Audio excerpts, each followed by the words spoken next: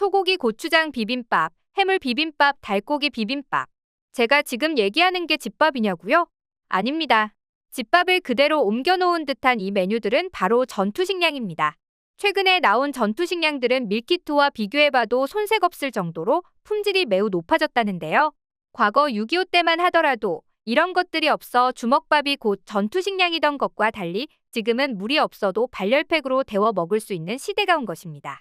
물론 6.25 때 미군이 보급한 시레이션이 있긴 했지만 어디 먹보에 민족들이 입맛에 맞지 않던 걸 억지로 먹던가요? 안 그래도 힘든 상황에 먹는 것까지 시원치 않았다면 국군 장병들의 사기는 바닥을 쳤을 겁니다. 그래서 이를 보완하기 위해 한국형 전투식량인 K레이션이 개발되었던 것인데요.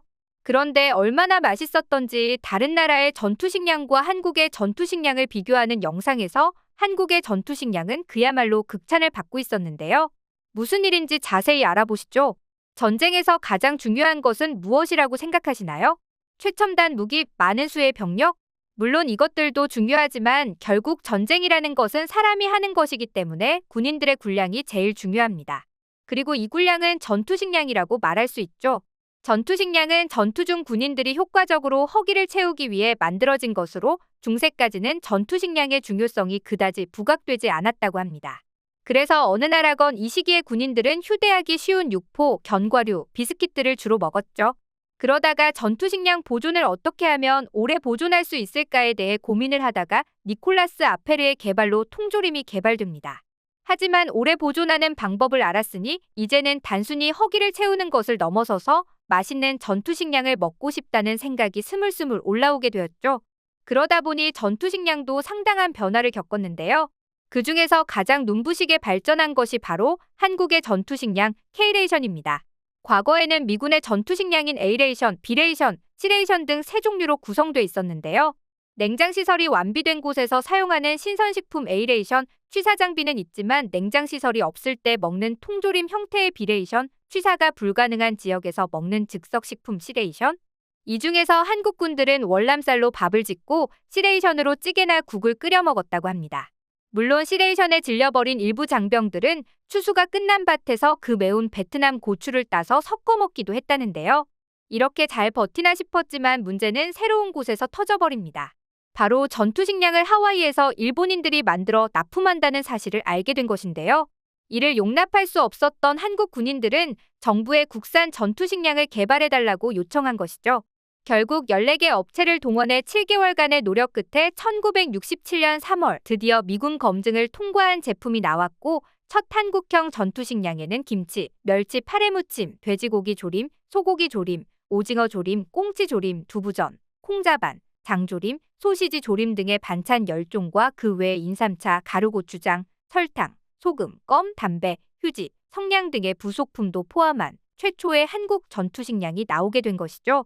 그리고 지금은 발전을 거듭해 한국의 전투식량은 수출을 할 수 있을 정도로 높은 우수성을 가지고 있죠. 한편 러시아와 우크라이나 사태가 장기화되면서 각각의 나라에는 어떤 전투식량이 보급될까도 세간의 관심을 끌어모았는데요. 한국은 우크라이나에, 중국은 러시아에 전투식량을 보급하기로 했습니다. 러시아는 평소 자신들은 미식의 국가이며 누구보다 군인을 챙긴다고 하는 중국을 믿었는데요. 과연 그 결과는 어땠을까요? 이런 궁금증은 우리만 있던 게 아니었던지 전 세계의 전투식량을 먹어보고 평가하는 210만 명의 구독자를 보유한 스티브 1989의 말이 인포도 한국과 중국의 전투식량을 비교하기로 했습니다. 그는 민수용이 아닌 실제 군용 전투식량을 구해 더욱 화제가 되었는데요. 그럼 한국과 중국의 전투식량은 어땠는지 알아보겠습니다.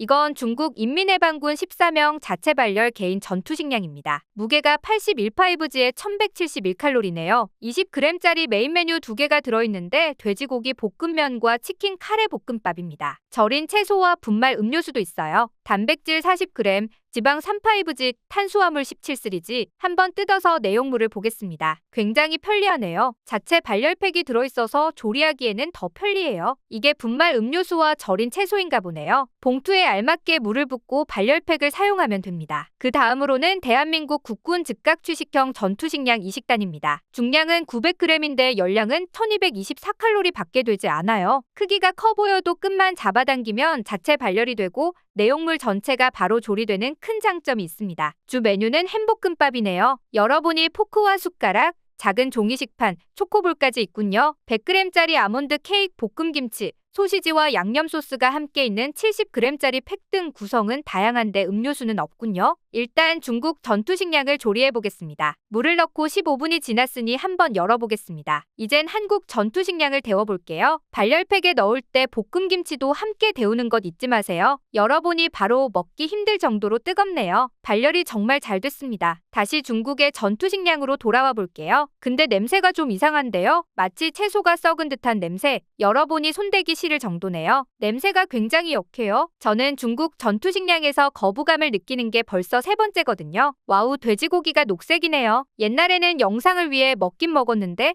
지금은 한 입도 먹기 싫습니다. 진짜 끔찍하네요. 군인이고 아무리 배가 고파도 먹을 수 없을 정도예요. 혹시 모르니 치킨 커리 볶음밥으로 넘어가 볼게요. 맛이 좋아지길 바라면서 절인 채소를 섞어봤지만 여전히 못 먹겠어요. 그나마 가장 맛있는 게 음료수. 다음 한국 전투식량으로 넘어가 볼게요. 한국 볶음밥에는 양념 소시지를 추가해 보겠습니다. 굉장히 맛있어 보이네요. 소시지를 볶음밥과 함께 먹어보겠습니다. 와, 소시지 식감이 끝내줘요. 심지어 미국 비엔나보다 훨씬 식감이 좋아요. 소스는 바비큐 소스에 간장을 섞었네요. 이제 김치를 깔 텐데 정말 군침 도는 냄새예요. 맨입으로 먹어봤는데 매콤하면서도 짭짤한 맛이 일품이네요. 저는 밥에 섞어 먹을게요. 조금이라도 버리기 아까우니 싹싹 긁어 모을게요. 진짜 한국 전투식량은 먹기 신나네요. 그러면 김치와 소시지, 햄볶음밥이 탄생했습니다. 소고기는 아직 안 넣었는데도 맛있네요. 신기하게 섞을수록 맛이 더 좋아져요. 완벽한 한 끼 식사예요. 이제 소고기와 콩을 넣어보니 매콤 짭짤했던 음식의 단맛까지 더해졌네요. 이렇게 맛있는 음식은 리뷰하면서 행복해요. 중국 전투식량과는 확연히 차이가 나네요. 전투를 위해서는 먹는 게 중요한데